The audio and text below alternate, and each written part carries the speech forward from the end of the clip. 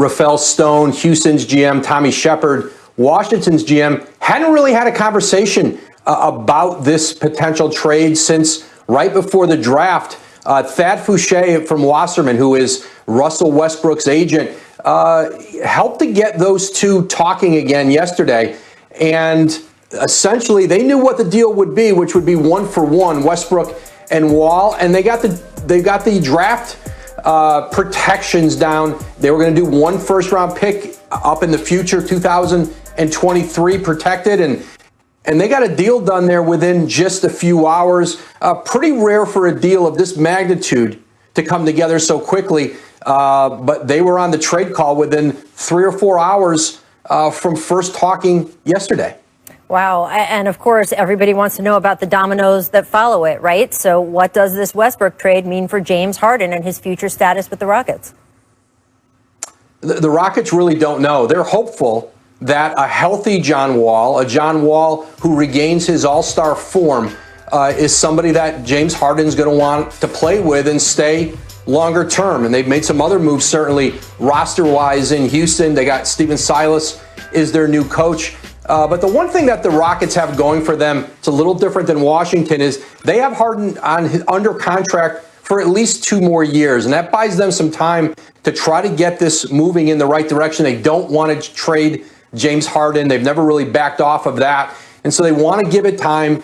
Listen, John Wall's been out of the league for 2 years. And as good as maybe he's looked in pickup games in the offseason, that's not NBA basketball. And you would imagine it's going to take some time. And then some time learning to play with James Harden. But for Houston, I think for both teams, they felt it was a trade they had to make. Each point guard wanted to be in the other place. And it's hard to win in this league with guys who just don't want to be in town anymore. You made me think of something, Woj, when you mentioned the agents who were involved in the Westbrook-Wall deal. James Harden still doesn't have an agent right now. You can correct me if I'm wrong. Does that influence sort of how brokering gets done in the NBA if there's no agent involved?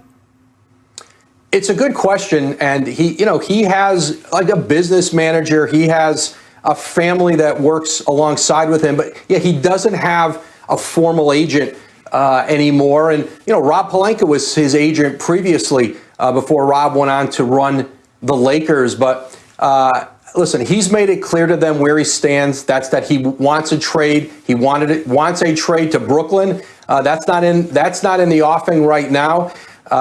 Listen, he has been in Houston, the center of that organization, both on the court and off the court for years. And so they want to find a way to keep him, and they'll see how this Wall experiment goes. They know there's risk in this trade. Again, this is a player coming off serious injuries, out for 2 years.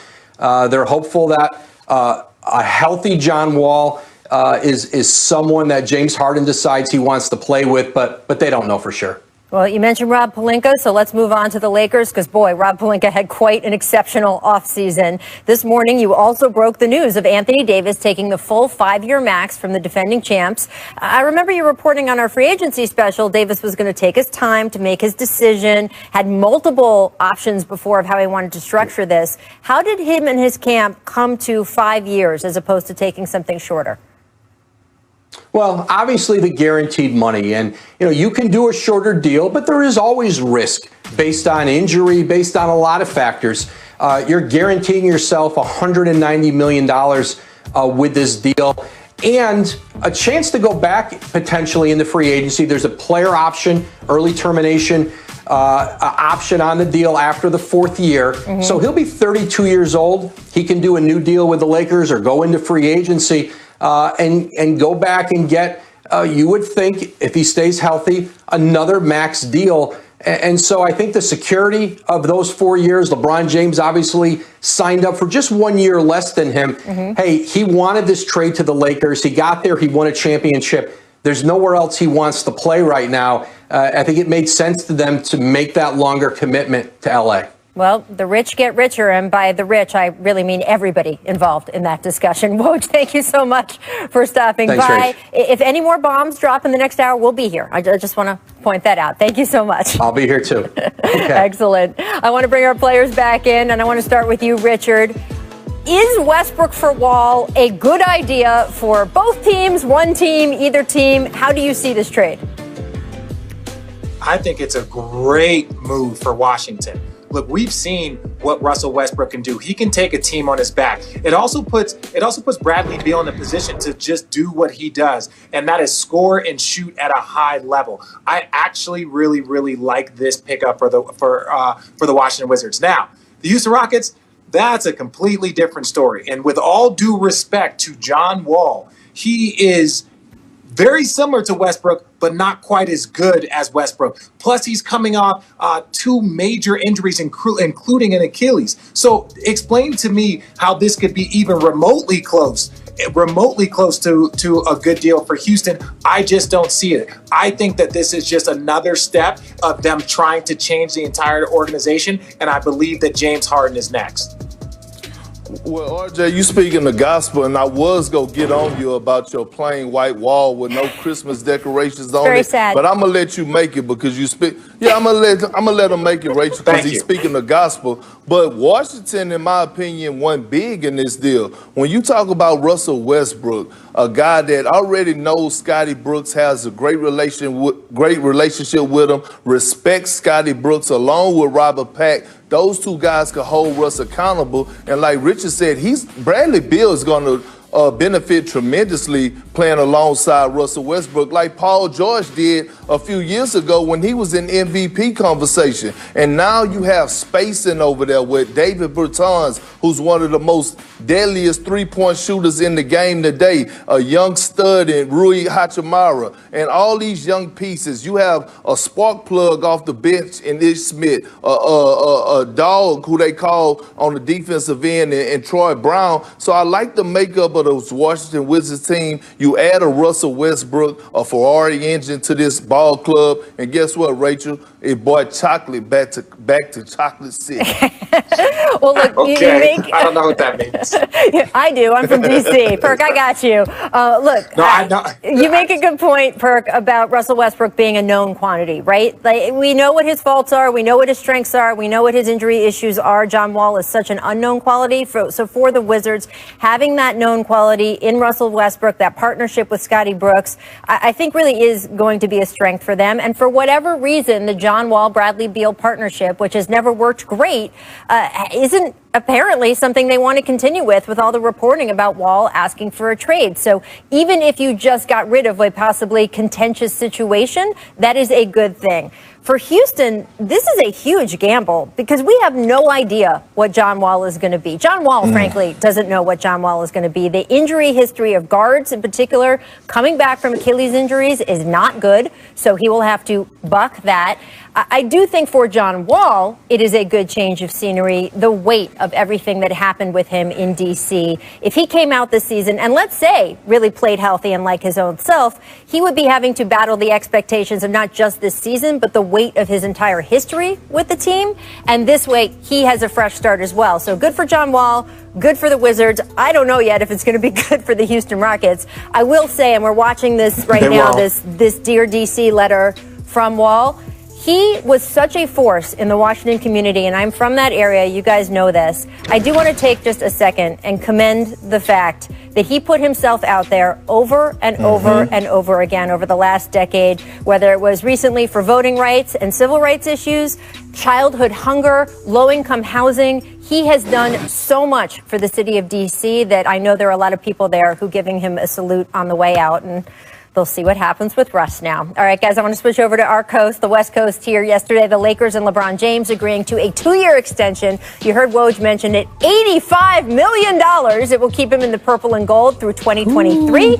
And as I did discuss with Woj, AD and the Lakers, full 5-year max extension, keeping him with the franchise until 2025. So, Perk, how many more titles can the Lakers win with this duo? Because LeBron is on 4 now, and you know who's at 5 and 6, respectively. Just saying. Right. And look, to be honest, I see the Lakers winning at least 2 titles, Rachel. And here's why. Yes, because of LeBron James and Anthony Davis, but I want to mention Rob Pelinka. He has done a great job in this offseason. He went out in free agency and did his thing. I mean, he went out like the Lakers lost the championship. He went out like the Clippers should have did in the offseason. Acquiring Montrezl Harrell, signing him, getting Dennis Schroeder, getting Wesley Matthews at $3.6 million, getting rid of Danny Green contract at $15 million, re-signing Anthony Davis, right? A 27-year-old generational talent that's just hitting his prime. So he's locked in for 5 years, and the Lakers are probably going to get 3 to 4 years of AD in his prime. Yeah, no, Rob Pelinka did a great job. Again, that was, maybe there was some Rich Paul, maybe there was some Bron, but yes, you definitely need to give some love to Rob Pelinka for some of the moves that were orchestrated here, because the Lakers were the biggest winner in free agency, and that's very random. That the team that wins the championship is also the winner in free agency, so that should be scary. Now, there's always going to be like, how do they mesh, chemistry, new roles? That part is yet to be seen, but I don't want to put championship numbers on it. If they don't win one more championship with this pairing and this group of players, it will be a disappointment. But Perk, you know how hard it is to win. Would I be surprised if they won 2 more? No. Am I going to, the 2, they could win 3. Shoot, they should be the favorites every year. They don't have a team quite yet that's like the Golden State Warriors when they had Kevin Durant. When they had Kevin Durant, as long as they stayed healthy, nothing was going to stop them. This is still going to be a team that has to work, that has to fight, that has to get better. So I think over the course of this Bron extension and AD's contract, I think the championship one, I think, is what they should focus on. And then after that, anything other than that is just gravy. Well, they have so much going for them, right? They have obviously such a strength with LeBron and AD as the core of that team. It makes free agents want to come to you. It makes players want to come to you in a trade. It makes guys want to take less money to fit into the organization. But it's more than that. They have clarity, and that is what we have seen has been missing in so many locker rooms, right? Everybody knows what their job is on this Lakers team. And I think LeBron's first season in LA, there was obviously a lot of lack of clarity. And even the previous offseason, it's fantastic that it ended in a championship, but obviously there was some lack of clarity in that previous offseason.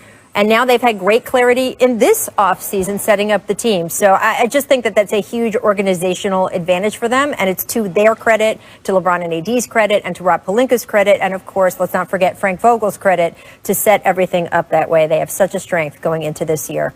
All right, guys, we have such a strong show going into this show because coming up, we're going to be talking about our Christmas Day schedule, friends. The Jump. The NBA schedule, guys, is going to be released through the All-Star break tomorrow, right here on this show, on The Jump. But we already have some key opening week games revealed, starting with opening night. Let's take a look. December 22nd on TNT. Kevin Durant finally making his official Nets debut, gets to face his former team, the Warriors, followed by ring night here in LA. Clippers facing the champion LA Lakers. Then on December 23rd, Giannis and the Bucks facing the Celtics on TNT.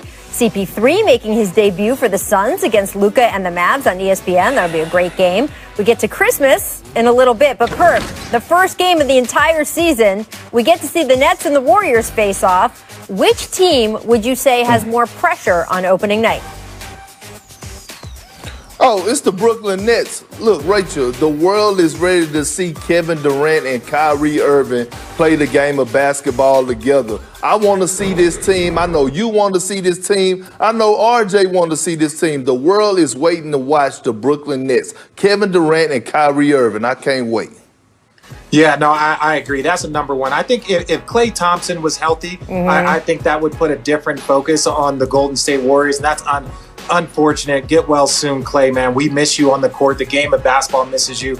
But we also get Kevin Durant back. And that's what everybody has been talking about for a year. Understand, this man was in the conversation as the best basketball player on the planet. And this wasn't the, great stretch by Kawhi. Is he the best player? No, this is Kevin Durant doing it for year after year after year and winning championships with the Golden State Warriors. So I really, truly believe that the Nets, they have to prove that all of that chemistry we saw with the Clippers, they were loaded. They had a bench. They had a marquee coaching staff. They had 2 superstars. They had the reigning finals MVP. And they were up 3-1 and lost to a Denver Nuggets team. So it doesn't matter how loaded the Brooklyn Nets are, they have to put it all together, and that's going to fall on Kyrie and Kevin Durant. Look, I feel like I've been seeing previews for this team. It's like with when the Marvel movies started coming out and they kept teasing, like, there's going to be an Avengers movie. They're all going to team up, we promise. And it was at the end of every movie, and you're like, get to it already. And yes, here we are. They are finally going to get to it. I am so excited to see what this Nets team is going to be. It would have had so much spice if it was Steph and Clay and Draymond and the group that's around them now being able to play their former teammate, the guy that they had to hear, right, for the better part of 4 years. You were, only Kevin is what's really pushing you over the edge. So I would have liked to have seen a little bit of the spice there, but I do think without Clay, it's a different game. I am very excited to see the Brooklyn Nets. All right, both teams are also going to be part of the 5-game slate on Christmas Day, so let's get to that. Noon, we've got Zion and the Pelicans facing the defending Eastern Conference champs in Miami. That'll be on ESPN. And then over on ABC, Warriors-Bucks at 2:30, followed by Nets Celtics. That is going to be Kyrie's return to Boston. And then at 8, Luka versus LeBron and Anthony Davis on both ABC and ESPN simulcast. Finally then at 10:30 Eastern on ESPN, but just dinner time out here on the West Coast, Clippers taking on the Nuggets in a Western Conference semifinals rematch. So Richard, if you had to pick which Christmas Day game is most intriguing for you? Ooh, honestly, that it's tough because the NBA does a great job of pairing these up. Oh, just pick one. Oh, shut up. I'm gonna say the Clippers one. I'm gonna say the Clippers one. You got a new coach. Paul George is talking about the amount of pick and rolls he needs. So you got a new coach. Your team is going to be adjusted. And the first team that you get is the team that just won 3 straight against you to put you out of the postseason. And you guys were heavily favored to win the championship. So that's the game that I'm going to be looking forward to. Me too, Richard. I'm going with the Clippers versus the Nuggets. And here's why. Because I want to see the Clippers get a heartbeat check. I want to know if they could bounce back to a team that knocked them out, like you said, that they had down 3-1. Paul George, all the complaining about this, that, and the other. Now you have a young stud in Ty Lue. Now you have no excuses. I want to see where your heart is, where the Clippers' heart is y'all go come in and handle y'all business against the Denver Nuggets. Now on the flip side, I want to see if the Denver Nuggets going to show the Clippers that this wasn't a fluke, that we own y'all. We're not scared of y'all. We could beat y'all any given time, any given day, on any given court. So I'm excited to see that game. Well, that 10:30 game is usually like the hoop heads game, right? It's not as much for the casuals. It's more of the people who really love basketball. So that's the one you guys gravitated to. I love that they put all 4 of those conference finalists on Christmas Day. I think if you make it to the Western or Eastern Conference Finals, you deserve to play on Christmas Day. Matchup-wise, I wouldn't have minded seeing the Clippers play the Blazers just for all the this, but I'm going to have to live without that. And maybe that's one of the games we will highlight on our schedule release show because they will certainly be playing each other, and we'll talk about that tomorrow. We are going to talk more about the Clippers on this show, though, guys. Coming up, Paul George had some concerns about how he was used in Doc Rivers' offense last season. Is that BS or real talk? We will discuss right after this. Stick with us. I know we got some feelings, guys. I know you have feelings. Time those clips roll. That's right. It's time for another installment of America's favorite game, BS or Real Talk. First up, Paul George joined the All the Smoke podcast with our friends Steven Jackson and Matt Barnes, and he spoke about the ups and downs of his first season with the Clippers. Here's the catch, though. He said his now former coach, Doc Rivers, well, you take a listen. So when I came back into the league and started playing again, I just felt off. Like I didn't feel like a part of the team. And then, the way I was being used, I felt like I was, Doc was trying to play me as like a Ray Allen or like a JJ Redick, like all pin downs, all like I can do it, but that ain't my game. Right. You know what I mean? I need some flow. I need some mixes of pick and rolls. I need some post ups, all that, just different touches. You know what I mean? All right, Perk, is PG saying that Doc didn't play him in the right spots? BS or real talk? I can't tell what your answer is. It's just hard to see where you're going here. That's it? You know what, Rachel? That's BS. Matter of fact, that's a bunch of BS. And it was a coward move by Paul George by blaming Doc Rivers for his lack of productivity and not being accountable for him not showing up on the basketball court. Because of anybody who watched the Clippers play this season and in the bubble know that Paul George wasn't just coming off of pin downs, that he had the ball in his hands. He was able to run pick and rolls. He was able to get post-ups. Do you know this past season when Paul George had the ball in his hands, it was the most ever that he ran pick and rolls with the ball in his hands in his career. And by the way, he told another lie. I'm pretty sure about this. Listen, Doc Rivers did not treat Paul George like he was Ray Allen, because you know why? Ray Allen not coming off of pin downs and missing wide open three-pointers. So I know that was a lie off the top. It was a cowardless move, in my opinion, and he should have been held. He should have held himself accountable and not throw Doc under the bus for him not performing the way he should have performed. Period. Well, that's super strong, Perk, and I'm distracted by Richard not understanding where the camera is with his phone. Go ahead. No, this is BS. This is the BS, and it's getting out of hand. Like, this is getting out of hand. Like, Paul George is putting himself in a position to, not necessarily to be criticized, but it's like, I have yet to hear a legitimate, like, you know what?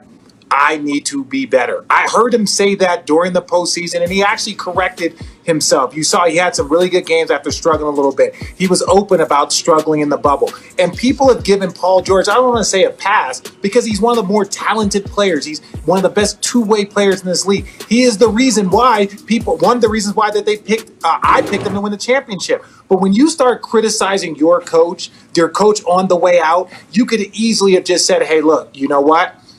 It didn't work out. There were some things that, there was some rhythm things. But to call out pick and rolls and then people go to the stats and say, wait, you played more pick and roll here than you ever did, and a higher percentage of plays, that just shows that, like, look, at the end of the day, do I believe Paul George believes this? Yes. I believe that Paul George believes that it was Doc Rivers' fault. But ultimately, Perk and I both know this. When you're a superstar, when you have your own signature shoe from Nike, you're one of 5 guys with a signature shoe by Nike. Those things aren't just given out. Those are given out to the elite of the elite of the elite. You can't shoot shots off the side of the backboard in the fourth quarter after being up 3-1 in double digits in every single game. You can't talk about the coach and the rhythm and the pick and rolls. You can't do that. Well, you guys both talked about the numbers. Here they are. We can show them. And you're right, Perk. This was a career high for him. Plays where he finished in the pick and roll, 33%. So the numbers are just the numbers there, right? Now, organizationally, and I'm not talking about specifics with Paul George, organizationally, clearly, the Clippers as a whole, at least in some part, felt that Doc Rivers had blame in what happened last season because he's the one they got rid of. So that's how you know that they held him accountable, but also sometimes the coach is the easiest one to change. I think sometimes conversations like this happen when there's too much time in an offseason. I'm not sure how this managed to happen in a short offseason, but the bottom line for Paul George or anyone else on that Clippers team is that they have to be accountable this coming season. And I think the only thing that they have in their advantage on that score is if the expectations were very high going into last season. Richard, you said you picked them, right, to win a title? I don't think those expectations are that high this season, right? I mean, you guys aren't picking them as your favorite to win the title, so they can only beat them, right?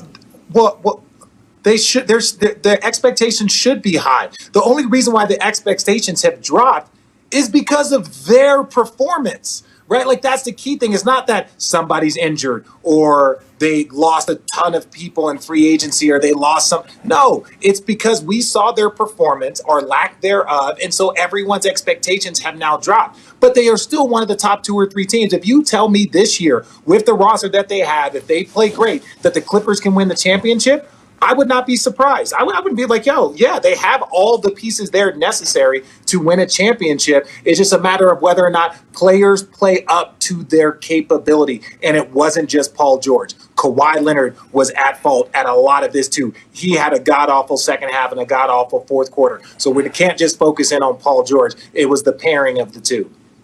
And you know what's crazy is that some of my old coaches like Doc Rivers and Sam Cassell, some of my older brothers, my family from the Celtics, even Ty Lue would call me and Coach Rex, and say, Perk, you got the Lakers to win the championship? That's how you feel? And I was like, yeah. for one of my many reasons is I didn't trust Paul George, and not in the crucial moments. From his history, even when you go back to Oklahoma City, I remember one game in particular. It was a closeout game in Utah, and he went, 2 for 15 from the field while Russ dropped 45. And after that, I saw his body language, and I could see it in his eyes, and I told him all season, I don't trust Paul George, and this is the reason why. Well, look, as someone who worked sidelines for some of his games in Indiana where they went toe-to-toe with LeBron, I know that Paul George has it in him. I am interested to see what happens this coming season. When challenged, what do you do? All right, next up, let's talk about Damian Lillard. We know what he does when he's challenged. He joined hip-hop legend Fat Joe for an IG Live conversation, and he was asked about the bubble. Take a listen to what he had to say. To me personally, the bubble was way easier because it was just like, there was really no distractions. We didn't have to travel after games. It was like boom, boom, get up the next morning, practice all in one spot. So like our bodies was recovering faster. We was more rested. I mean, it was way easier to me. I think that's why you saw a lot of people just killing like that. All right, guys, I want to see your emojis on both of you. What do you got? Ooh, some real talk. Give it to me, Perk. Why? Look, one thing about it, I believe Dame Dollar is one of the realest that the NBA has ever seen, and he has never shown me any type of BS. So if we're gonna have him on this segment, BS or real talk, it's always gonna be real talk because Dame Dollar was dropping 50s in that bubble. So I believe every word that he's saying.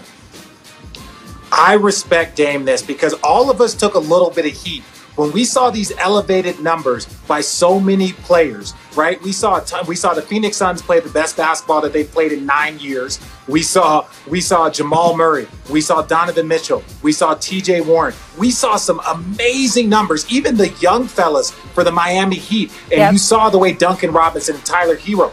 There was something that was very simple about playing a game, going straight to your room, waking up, having all the rest, no distraction, no nothing to do, no travel, and then getting back into the gym and playing in that exact same gym again. It helped a ton of shooters. If you can mentally lock in and focus, you saw it. That's why there were numbers that we had never seen before. 50 ball after 50 ball after 50 ball from like the Denver Utah series. It was just, you just saw these amazing numbers. These guys were in the same category as like Michael Jordan.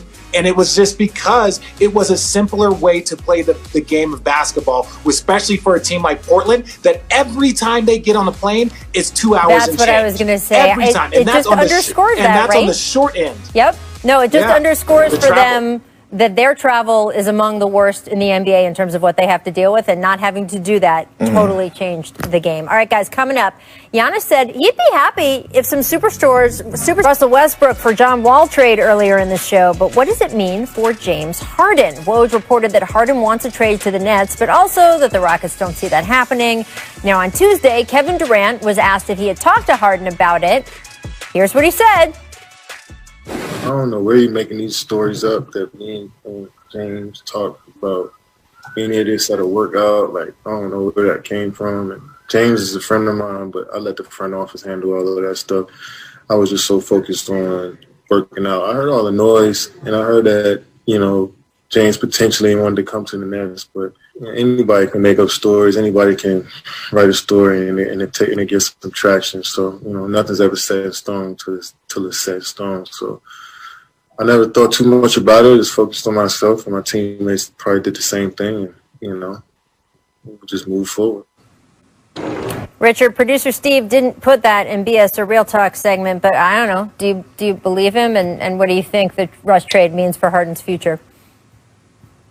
No, I believe Kevin Durant because I know this, and that's why it was a little surprising that him and Kyrie teamed up in New York is because the media has a tendency to bite onto something and really run with it.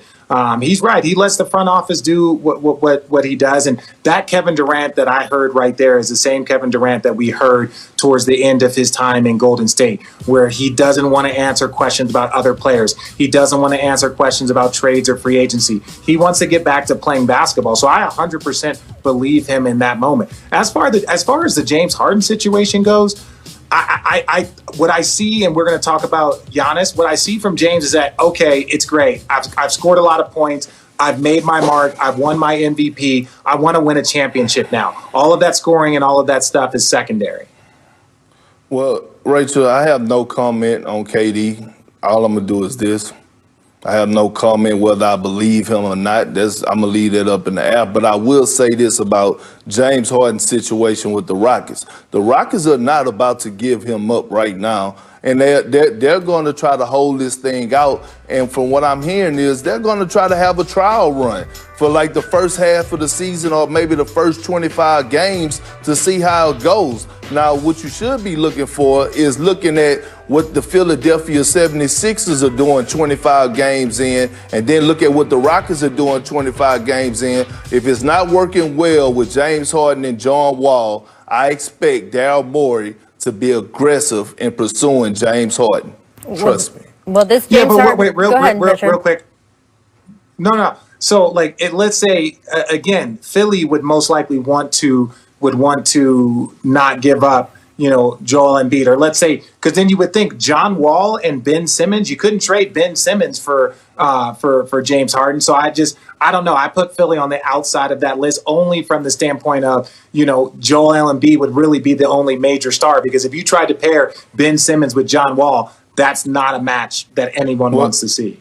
And I get that, RJ, but we're talking about Daryl Morey. Daryl Morey is known to pull rabbits out the hat. So don't just think of it as just Ben Simmons. It could be a three-team trade or whatever the case may be, but he's going to pursue James Harden if the Rockets are 25, 30 games in and not doing well. Trust me. Well, this is going to be an interesting case study with the Houston Rockets and James Harden in this age of player empowerment. The team obviously built everything around James, gave him the Supermax, and then last year made a trade for Russell Westbrook that, frankly, some of the front office wouldn't. But let's just say they wouldn't have made it if it was up to them. And yet now he wants to be traded somewhere else. And he's got 2 years left on his deal. How much they decide to cater to what he wants, how he decides to play while he is still in Houston, this is going to be very interesting to watch. Now, just a friendly reminder on one of the other player moves we're looking at. Giannis and the Bucks have until December 21st to work out a possible Supermax extension. The two-time MVP was interviewed while he was on vacation in Greece. And this is interesting. When asked about the idea of teaming up with other superstars, well, he talked about playing with them, but in Wisconsin. He said, "This is a statement I have never made before. If LeBron and Kevin Durant and Anthony Davis came to Milwaukee, I would have been good with that." He said, "I'm not interested if I have to be the top. I don't care if I'm the second or third name, okay? Because I just want to win. And if I got LeBron, KD, Davis, if all of those came, I wouldn't mind at all. I don't care if I'm the top player on the team." So, Kendrick, first of all, if you're a Bucks fan, you got to love that he's talking about, sure, let's talk about superstar team-ups, but in Milwaukee. What do those comments signal to you about Giannis and how he sees his place in the NBA? Well, it just solidified why I picked the Miami-Dade County Goons to beat them last year in the bubble, because I knew that Giannis wasn't ready for this big moment and to be the number one guy. And all he did was stamp that by saying what he said today. Perk. That's not true. Look, first of all, I got a lot of heat for saying he was a Pippen. Pip yelled at me. That's my guy. I apologize. But ultimately, what he's saying here is that, look, I just want to win. It's very similar. If James Harden knows that if he goes with Kevin Durant and Kyrie Irving, there is no 35 points a game at the top of the key ISO. It's all about, like, having to move the ball. Giannis just wants to win. We believe that Giannis wants that. But do we believe that other superstars are willing to go? And the last thing I'll say, Giannis doesn't want to go team up with somebody. He doesn't want to be viewed as the type of guy that had to go someplace to win. So he's inviting people to come there. So it's the exact same thing, Giannis. I hate to break it to you. If you ask Bron or ask Anthony Davis to come to Milwaukee, or if you go join up with them, there is no difference. There is don't let people confuse you. You guys are both, I am confused about this, because all we say we want players to be is good teammates. And what Steph Curry did when Kevin Durant came was really, really, really hard. And he did it. He didn't say, I have to be number one, all of that. And guess what? It worked. They were in the finals for 5 years. They won 3 titles. I know one was without KD, but the point is that was an example of superstar ego taking a back seat to winning team concept. Don't we want that from you? Yeah, but there was different. Rachel, I'm not criticizing him. I'm just saying that for a long time, the narrative has been is that Giannis is not going to go team up with somebody else. He wants to be the best player. He is a 2-time MVP, Defensive Player of the Year, only one of 3 players that have ever won both in the same year. And he's now trying to say it doesn't matter to him if he's the first or second best player. He should be trying to be the best player in the world. He's won the MVPs. He's won all of the awards. But now he's inviting other players, which I'm okay with. I'm okay with him inviting other players. But you know what, Giannis? If you pack your bags and go join up with one of those guys, it's the exact same thing. If you win a championship, but go ahead, Perk, before I get all hot.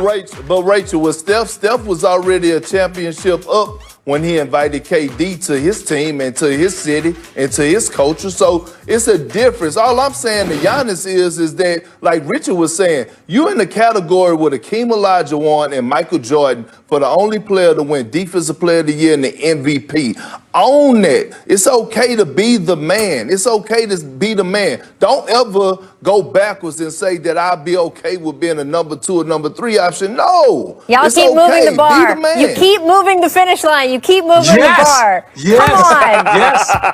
Every day it's going to be moved again tomorrow. We're going to keep discussing this in the commercial break. Up next, the Rockets and Wizards shuffled the deck. So who has the best star duo now? We'll debate next. First, though, since John Wall's career is over in D.C., we're running back the top 5 plays of his career. Enjoy.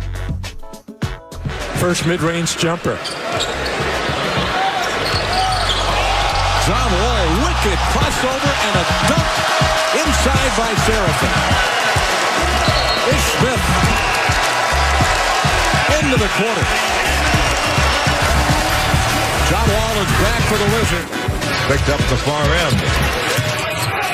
Oh, what a steal by Wall for the score. Said he's had a quiet ball game. Look at this. Look at this. He was spinning one way, and Matt Barnes' head was spinning the other. Yeah, that's kind of cool. Milwaukee Bucks. Flows down, and Wall throws it down with the left hand. Brett Brown is furious. He wanted a charge. McConnell feels the same way. The Wizards crowd fired up by the play. Boy, look at McConnell. He is irate. He gives it to Wall. Working against Bradley for 3. John Wall! What a shot! Now you talk about a pressure shot. That was it. Because they had nothing. They were trying to bring Bradley Beal. Screen knocked away. Wizards get the steal. Here's Wall with Dunleavy. And throws it up and in!